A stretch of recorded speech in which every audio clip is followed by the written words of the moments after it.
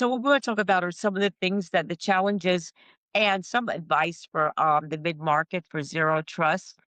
And what I'd like to start with is Denny. I'd like to you talk a little bit about your background, the work you do, the company. Sounds good. Yeah, Okay. my background, I originally started as an academic in cognitive science and sort of stumbled into IT management software, which is what I've been doing for the last 25 years. I've been at companies like NetIQ, SolarWinds, Alien Vault. I'm now the CEO of a company called Portnox, and we are a cloud native access control vendor. So our job is to protect identities, human and non-human identities. We do networks, applications, infrastructure. And what our platform does is we try and eliminate passwords, enforce security policy, provide automatic responses. And you know, the argument we make is we try and make it, because it's cloud-based, really, really simple, because too many security products are such a pain to deal with that people don't deploy them or don't really use everything that's in them. Thank you, Denny. And James, you're CIO in our MES Leadership Network. You're in the food services industry. Just tell us a little bit about your background and what your company does. I currently work for Vanguard. It's a regional broadline food distributor.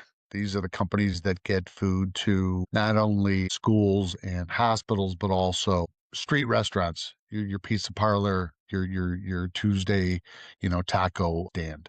And so when we're, from an IT standpoint, it's a lot of people out in the field, right? If you're making food deliveries, and we're also having inbound logistics.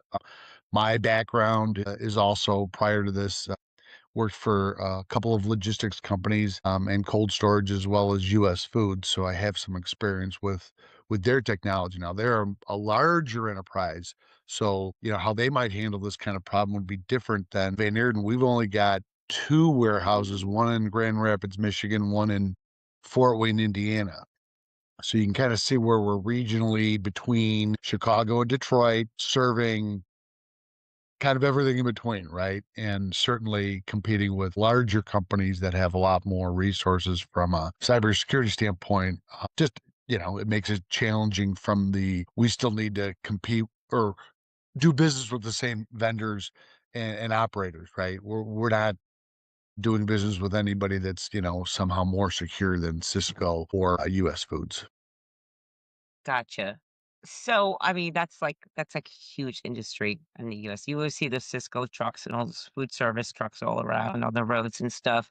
But our audience and our focus is the mid market.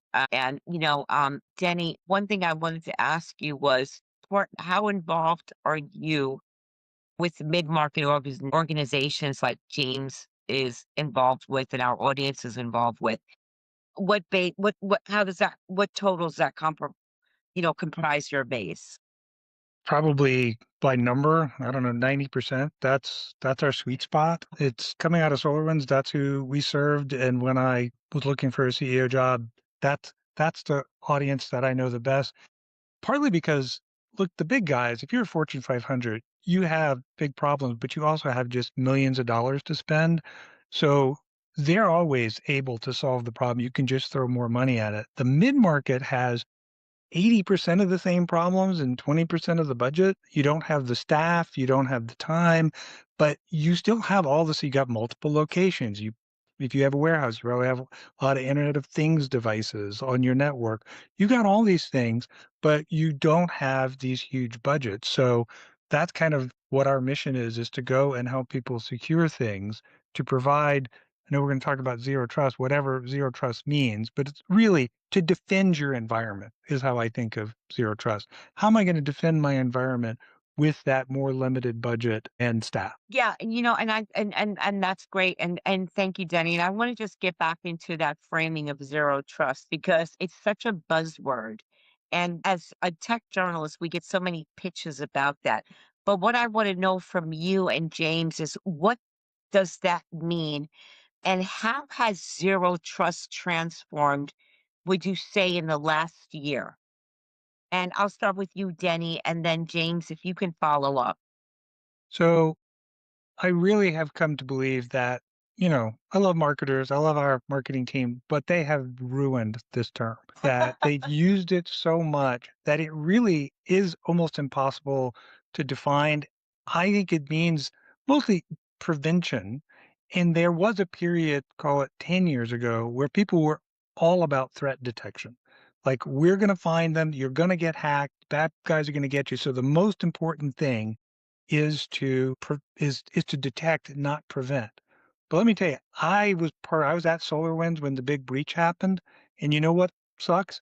Getting hacked. It was a truly horrible experience for everybody involved, our customers, anybody inside the company.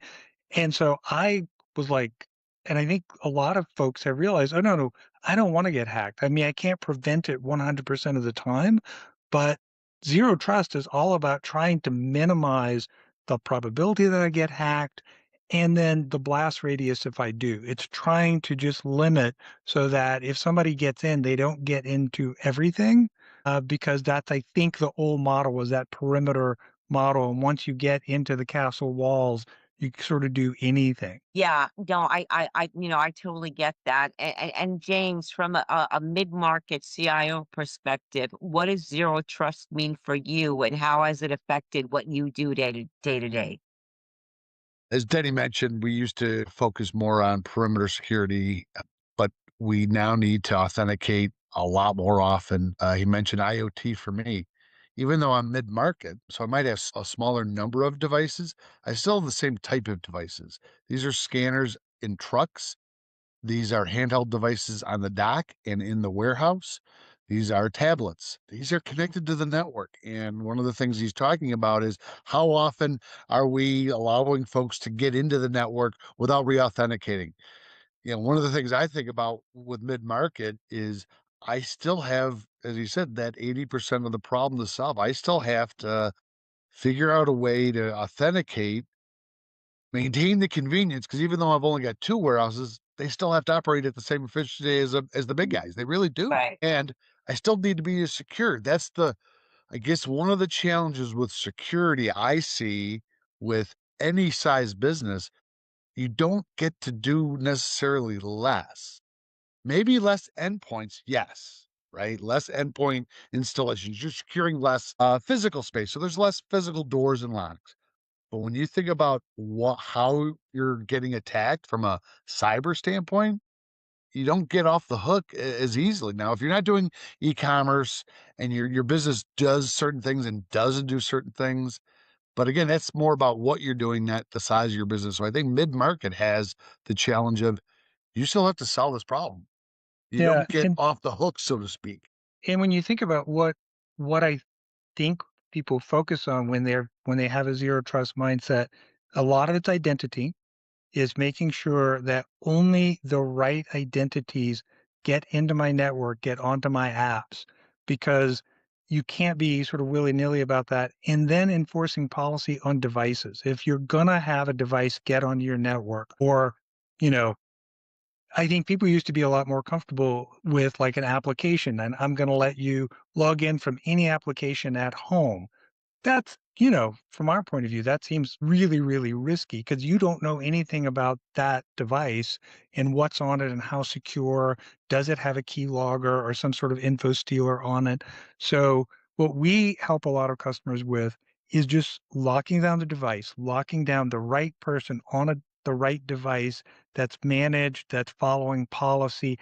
That just reduces your attack surface tremendously. And then also, and I'd be really curious what you think about, James, is around passwords. Passwords are a big part of zero trust. One of the things we try to do is eliminating them for customers using kind of certificate-based authentication, because our experience is that if a user has a password, on even the smartest user on their worst day might give it away to a phishing scammer. So if they don't have a password, they can't be phished because they can't give it away. I mean, that's one thing that I would love to be able to educate our users and explain how it's more secure. I'll be honest, and this is where I'm at. I'm having trouble with them just remembering that their VPN password is the same as their Windows password. And so I don't know that it's necessarily a challenge for mid-market. It's just that sometimes users, are not are you're having to bring them along to the technology as well. When you think about something like you said, something that they can't just give away easily. I love that idea, and I know I'm moving more toward that personally, just from the whole. I don't even like the physical card for credit cards. I'd prefer to go to my phone because I just know how it's being stored. And to your point, getting away from. I see credentials shared. I see it in email, and it Yeah. first it angers me, and then it it disappoints me. Right? It saddens me that when a person is compromised. I know security is very, very, very difficult. The one aspect I think I want to hear more about, I guess, is we haven't put a lot of thought into the micro or we've done some segmentation, but it seems like that's also a component of zero trust that you need to go. The less they can move laterally, the more contained they are, the less effective they are, the less damage they can do. Yeah. If Yeah, you can Denny, can you microsegment speak to that, please? Yeah. Yeah, if you can microsegment your network, so when your device gets on, it should only be able to see the devices it needs to see, and nothing else, right? And if you can get them on the network without having to type their Windows password, get on their applications without having to type a password, you're just again, it's just a big vector because something like 70, 80% of all the attacks, all the breaches, at the root is they stole some credentials. What kind of mechanisms are they using then? Is it facial and fingerprint and eye and The one that's most accessible for more like mid-market enterprises is certificate-based authentication. So you have an encrypted certificate that you install on the device. the device? And so the device becomes the password. So then Yep. your second factor is actually if you're on a Windows device, then you're either going to use like a fingerprint or you're going to use your face, or you could type your password. But if a bad guy tries to get in, step one, they have to steal the device because the device is one of the factors. And I mean, most of the hacking that goes on, they're doing it from, overseas, someplace else. So again, you're eliminating a lot. If somebody has to steal your machine, then they have to hack into your machine. Okay, that's a very small footprint. It's not so nothing's perfect, but that's a lot easier than, usually they're just stealing the password, then they prompt bomb you, get past the MFA, and then they're in. So, So I go just ahead. wanted to go back to a point you made, Jim, about VPN. I keep seeing all this clamor about VPN versus ZTNA. To me, from my experience as an IT director, VPN is a mechanism for accessing a network, where zero trust is a security layer. So I don't understand, why is there this discussion about VPNs, ZTNA replacing VPNs, and is that something that is happening? Denny, maybe you can speak to that, and then James, you can weigh in. Sure. We are seeing a big wave of VPN replacements. VPN is a really old technology. And again, it is built around the old perimeter model. Usually you get in, and once you're into the VPN, you can touch a lot of stuff. Also, you've got that VPN endpoint just hanging out on the internet, begging to be hacked, right? So a lot of people, leaders are like, okay, we need to get rid of this because also, if you have a bunch of locations, because even a lot of mid-market customers will have, let's say if you're retail, you might still have dozens and dozens of locations. Jim's got a headquarters, you got a couple of warehouses. Well, if you've got that complication, then the VPN management also becomes a problem. And so they're like, let's throw that out and you move to ZTNA where you're just focused on the application. If Susie needs access to the reservation app, then I'm going to give her access to the reservation app. And she doesn't need to know where it is, what it is. All she knows is she clicks on this link and she goes to it. And then she has access if she has rights. Usually you tie that to like your Entra ID or whatever LDAP you use. So then when she leaves the company or even changes group, she automatically loses access to the stuff she no longer needs. But it is that least privileges kind of model that you're going for. And Jim, do you want to speak to that? Like, are you getting off of VPN, or is that still a big factor in your organization's operations? I would love to. We're doing it in not as a effort as such. We're using some tools though that are based on our because we have Microsoft, so we're a Microsoft shop, and that's where I'm shaking my head that is more granular, right? You can definitely get down to that least privilege when you're getting into those groups, switching them using Microsoft's identity management. And so I can have access to things like Power BI without going through VPN and get more granular. And then when that person moves jobs or leaves the company, that's gone. You're right, though. VPN, it's really you opening the front door. Once you're in the front door, you can go in any room you want. We don't want that. We want you to only stay in the this tool room. And so that's how I kind of equate it is we don't need you to go to all the different rooms within the building when you're coming in from, especially from outside the building, right? From an access standpoint. And so for us, we're seeing it as we're trying to spin it as it's more convenient for the user because they have problems with VPN. It's more probably just the fact that they're out and about. These are salespeople that are having issues. So they're out in restaurants in no man's land in northern Michigan, right? And so when they don't have a connection, they can't get onto the VPN. With apps that handle that stuff well, you can still do some of your job potentially and have a spotty connection. And then it'll sync up when you need it. Not all apps are going to be able to do that. If you're looking for online inventory to be updated, per second. No, you're not going to be able to get that without a connection. You still need something to be able to, report back to from the mothership. But Yeah. what we're seeing is that we're spinning is more, it's more convenient for us. It definitely slices and dices their access to the minimum that they need. And so we're, like I said, we haven't taken that on as an effort from a security standpoint. What we're seeing is we're getting benefits when we're using Power Platforms, Power Apps, Power BI specifically, and things like dashboards you can still access. That means you can do your job because your information is still there without going to, like I said, a VPN connection. And it's still just as secure. We still see you because you're using our tenant up in Microsoft. Gotcha. Okay. I I'm think sorry. Denny did Please go mention ahead. the cloud-based. I think that's something that mid-market the company should be looking at. How does this help me with security?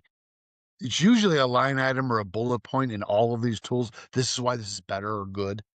You should maybe bump it up to a little bit further higher and say, no, this is really going to help us enable it.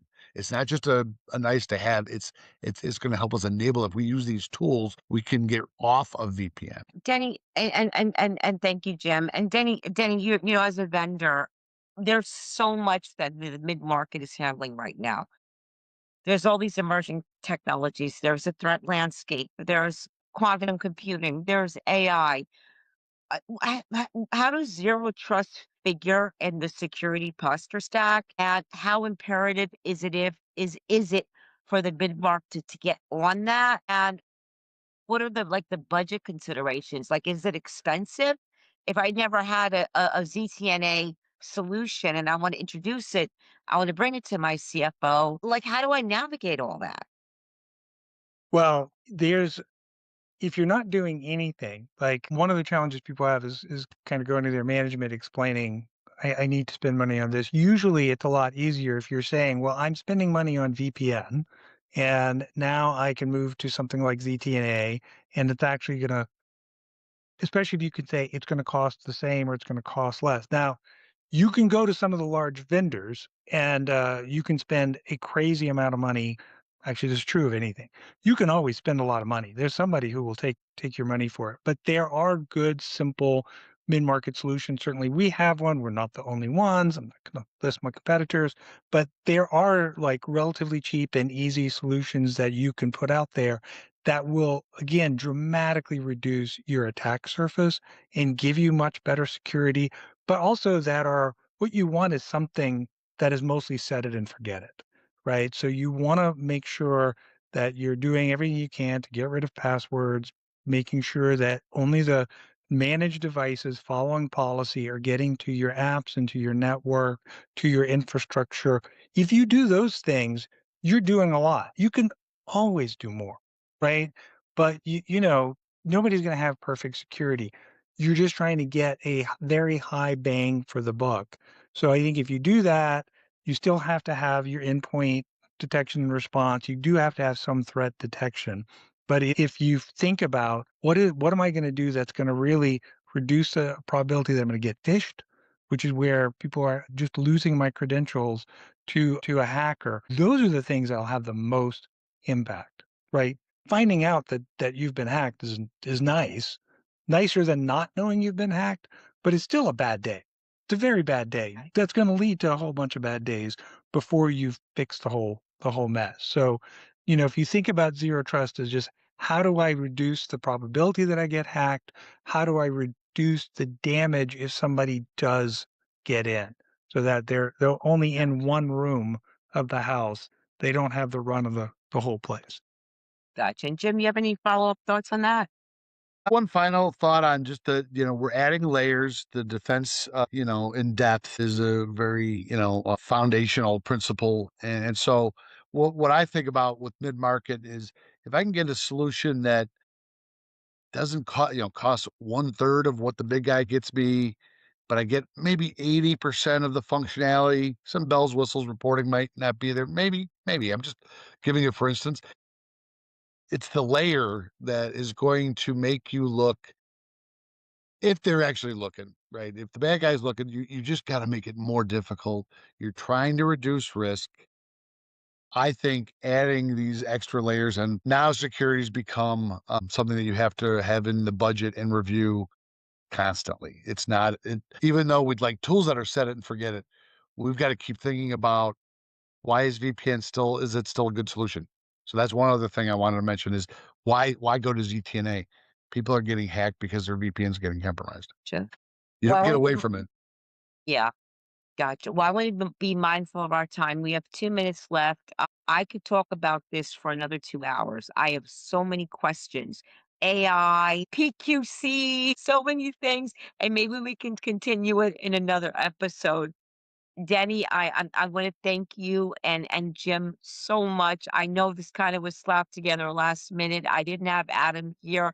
I assure you a very polished introduction and a very polished final production that we will share, with Addie and Jim will share with you. And thank you again. Addie, if we can get a high-res image of Denny and Jim, if you're comfortable with sharing a high-res image of yourself, which we would love, so we can Sure. promote this episode, I would love to do that. And I want to thank you, gentlemen, both so much for taking the time out today to speak about this really important subject. Thank you. I Appreciate it. appreciate it. Okay. Thank you, Thank Samara. you. Thank you very Take care. much.